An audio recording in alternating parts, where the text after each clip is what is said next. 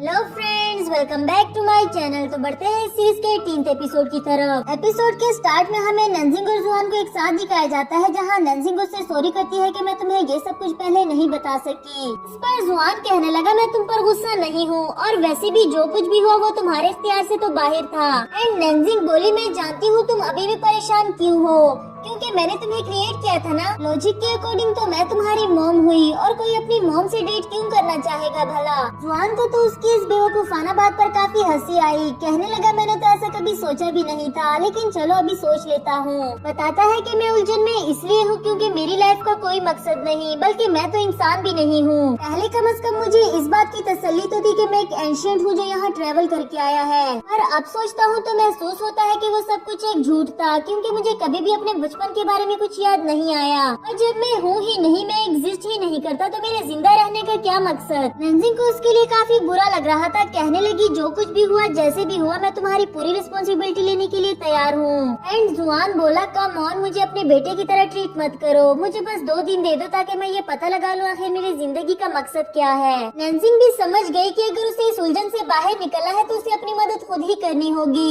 उसे हक करते हुए बोली, मुझसे प्रॉमिस करो, तुम जब भी ये फिगर आउट कर लोगे मुझे जरूर बताओगे। जुआन उससे प्रॉमिस कर लेता है। अब नंजिंग को भी काफी सुकून मिला और उसे अकेला छोड़कर चली गई। अगली सुबह ऑफिस जाते हुए नंजिंग उसके लिए एक चिट्ठी रखती है, जिस पर लिखा हुआ था कि अगर तुमने आज के दिन अपनी जिंदगी का मकसद पता लगा लिया है तो मुझे कॉल कर लेना, और अगर नहीं तो मेरी तरफ से एक आइसक्रीम लेकर खा लेना।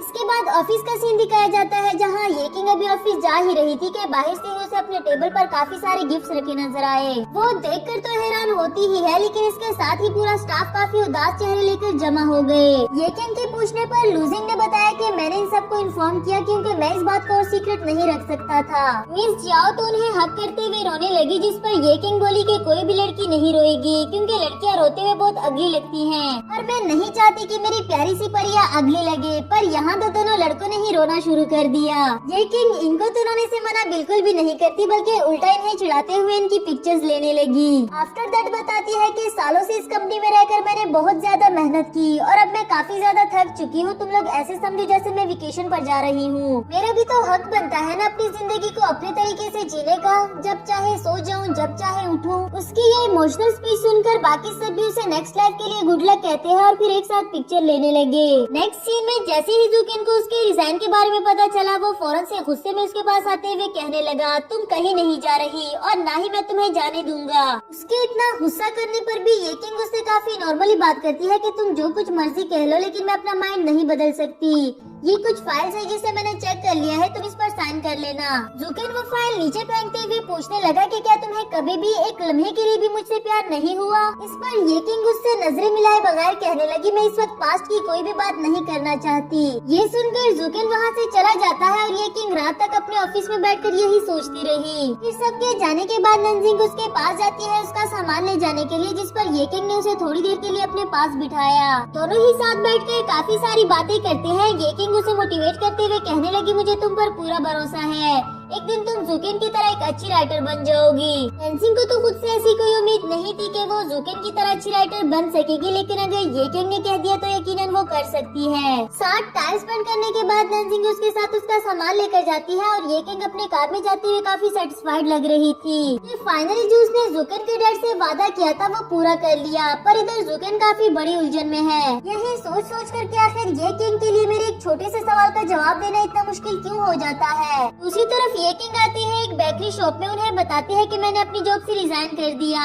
ऐसा लगता है जैसे वो यहाँ पहले काम किया करती थी। नेक्स्ट सीन में नंजिंग को दिखाया गया जो ऑफिस से वापस आते हुए जुआन के पास जाकर उसका हाल पूछना चाहती थी, मगर ये सोचकर नहीं जा पाई कि उसे अपनी उलझन खुद ही सुलझानी चाहिए। तो इधर जुआन सोचों में गुम बैठा हुआ था, जो शायद अभी भी अपनी लाइफ का मकसद नहीं समझ पाया।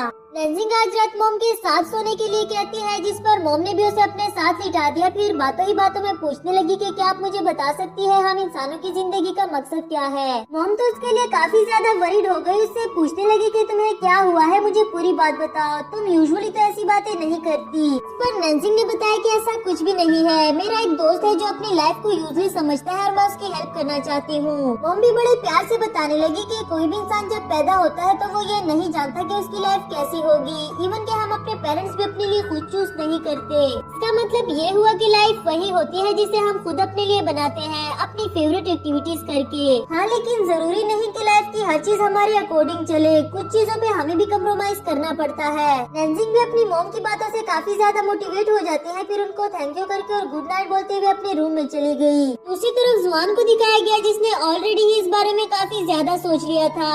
नैन्जिंग की रखी हुई चीट पड़ता है और फिर हवा लेने के लिए बाहर आ गया। इधर नैन्जिंग भी अभी तक नहीं सोई, उसे देखकर बताने लगी कि मुझे मॉम ने लाइफ के बारे में क्या समझाया। तुम भी बाकी सब कुछ भूलकर वही करो जो तुम्हें पसंद है, ऐसे तुम्हें भी तुम्हारी लाइफ का मकसद मिल जाएगा। जुआन उसे इस बारे में सोचने के लिए मना कर देता है कि सोचने के लिए मैं खुद ही काफी हूँ।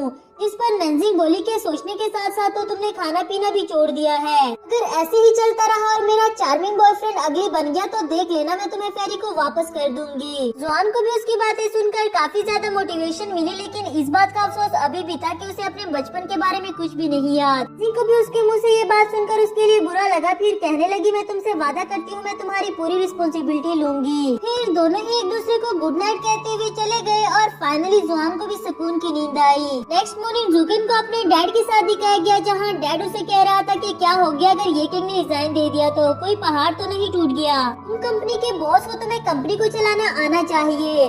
जूकिन बोला कि अगर आपको कभी भी मुझ पर बिलीव नहीं था तो मुझे कंपनी बनाने के लिए सपोर्ट क्यों किया।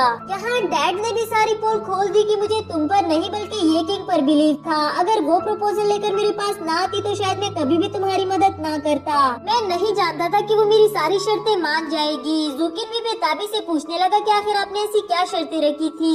एंड डैड बोला कि मैंने उसे कभी भी तुम्हारे साथ रिलेशनशिप में आने से मना किया था, वरना तो मैं अपनी इन्वेस्टमेंट वापस ले लूंगा। पर मुझे क्या पता था कि वो अपनी बात की इतनी पक्की होगी। मैंने तो सिर्फ उसे डराने की कोशिश की थी कि कहीं वो तुम्हारी प्रॉपर्टी का फायदा न उठाए। इस पर जूकिन ये कहते हुए चला जाता है कि मैं आपसे लिया हुआ एक एक रुपया वापस कर दूंगा, लेकिन आपको कोई हक नहीं बनता मेरी लाइफ को कंट्रोल करने का। नेक्स्ट सीन में ये किंग को अपनी मॉम के साथ बेकरी में काम करते हुए दिखाया जाता है, बिल्कुल ही वैसे जिस तरह वो पहले किया करती थी। वही जूकिन की कॉल आई जिसे इग्नोर करते हुए रिसीव नहीं करती, और यहाँ जूकिन उसे हर तरफ ढूंढ ढूंढ कर थक चुका था। उसे वॉइस मैसेज करके कॉल उठाने के लिए कहता है कि अगर तुम घर पर भी नहीं हो तो आखिर कहाँ चली गई। अगले सीन में जुआन को दिखाया गया जिसे फाइनली वो गिफ्ट रिसीव हो जाता है जो पोर्टर शॉप में उसने और नैन्जिंग ने मिलकर बनाया था, ये कहते हुए कि ये वाला गिफ्ट हमें हमेशा के लिए आज का दिन याद दिलाएगा।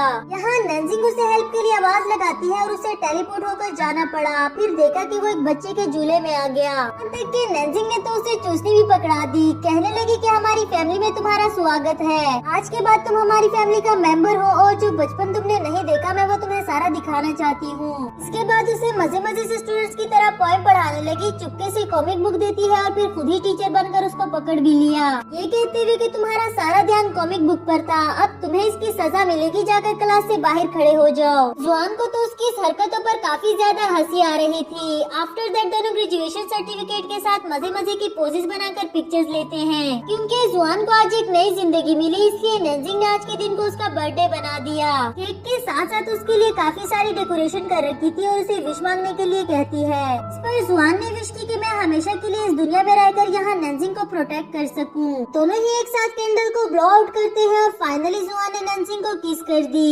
इसका मतलब तो यही हुआ कि जुआन ने अपने आप को एक्सेप्ट कर लिया है, बस वो यहाँ रहकर हमेशा नैन्जिंग के साथ रहना चाहता है। लेकिन अनफॉर्चुनेटली जुआन इसी दौरान गायब हो जाता है क्योंकि नैन्जिंग की अनफॉरगेटेबल लव वाली विश भी पूरी हो गई। पहले तो नैन्जिंग को लगा कि शायद वो मेरे साथ मजाक कर रहा है, लेकिन फिर रोते हुए उसको ढूंढने लगी। फौरन से भागते हुए घर आई, यहाँ से चाबी लेकर जुआन के घर जाती है और उसकी अलमारी चेक करने लगी, जहाँ एंशिएंट एरा का वो सामान जो कि जुआन अपने साथ लेकर आया था सारा का सारा गायब था।